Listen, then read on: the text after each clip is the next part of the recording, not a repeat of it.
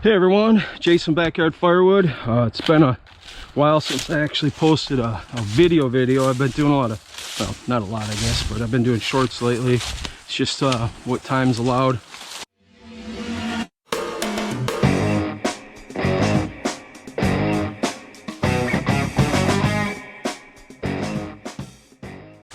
I'll let you know what I got going on here. I just got done using the portable winch to winch this ash tree, which is right straight through there. The root ball was right here. You can see the imprint in the bank of this little creek. Problem was I was going to try to cut the root ball off, but then what I didn't want to have happen is I didn't want to have the tree fall into the creek and then have to sit there and work in the water. I can't say enough about the old portable winch, man. I tell you what, if it weren't for that thing, there'd be a lot of wood I'd have to give up. So let's head over there and I'll show you my setup. All right, so you can see here I got the portable winch set up on this little tree. I wasn't sure if that was going to be enough to anchor that, but it ended up doing it. Real quick, this winch, it's 1,600 pounds of pull force max, and then I got it doubled, so I'm essentially at 3,200, and that little thing didn't miss a beat dragging that tree all the way to here. So like I said, I can't say enough about that little winch. So now what I'm going to do is I'm going to throw on my chaps because I'm sitting here in my shorts. Cut the root ball off.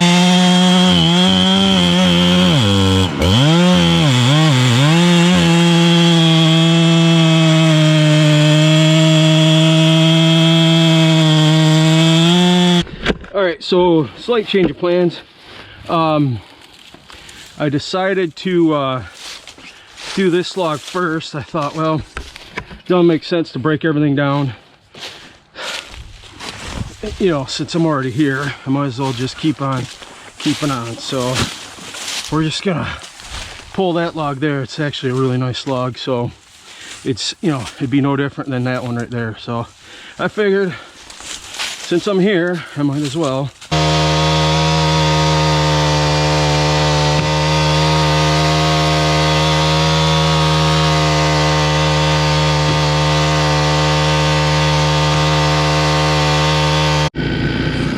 All right, so I got that log up to there. The tough part is that log's too big for my skidding cone, so I'm actually having to double up on the pole, where if I had that skidding cone I would probably have to do that, but there's just so much trail trash in there and all that it's just what I got to do. So let's go ahead and pull that log to here.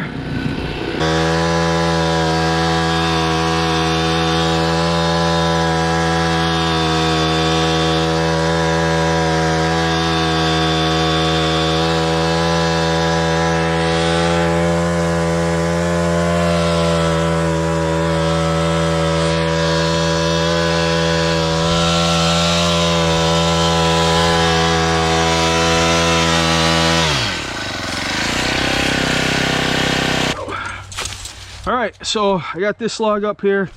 Let's go take a look at what else we got going on. You can see it's definitely pulling up the ground cover. I mean, there's all sorts of stuff down here that log's getting caught on, and so it's just you know, it's the way it's got to be.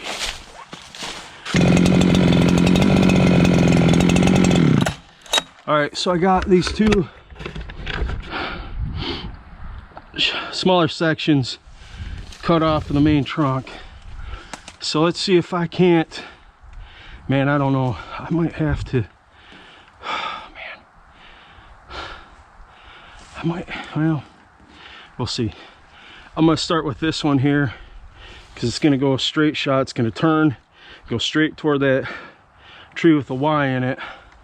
It's just, it's so long that I don't know what's gonna happen when I try to turn it. So let's just give it a shot, see what happens. All right, so I'm still anchored to that tree.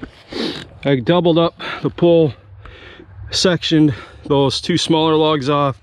Hopefully, even though there's no trail here, there's a lot of trail trash, hopefully I can, you know, get that log over this way. It's a little bit longer. I'll probably end up having to cut it. maybe in half, just to get it to turn, but we'll see. The front of it's right straight ahead.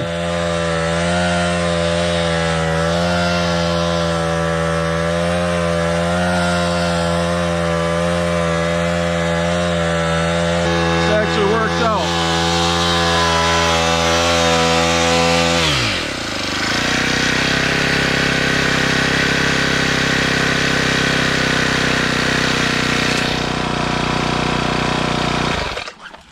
All right, that worked out really well. Surprise, surprise, truth be told. I'll tell you what. All right, so we are going to sit here and think about this. That's kind of what I was afraid of.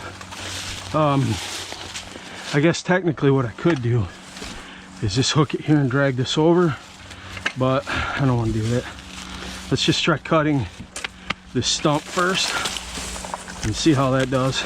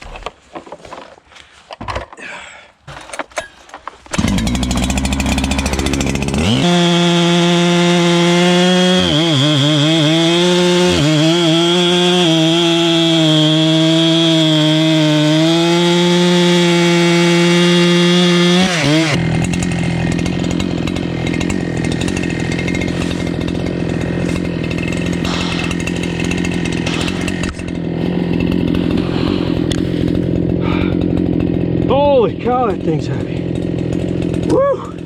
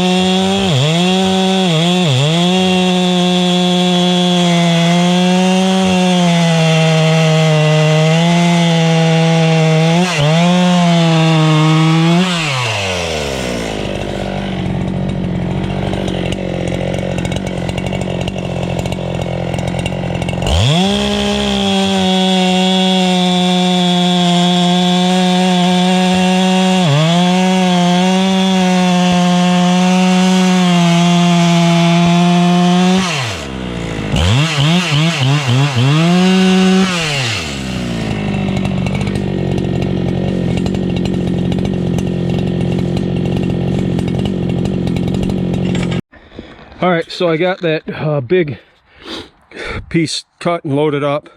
I got a little room in the back here for some smaller ones, so I'm gonna go back across the bridge, start bucking up that smaller log, and then stuff some of the gaps there and head to the house.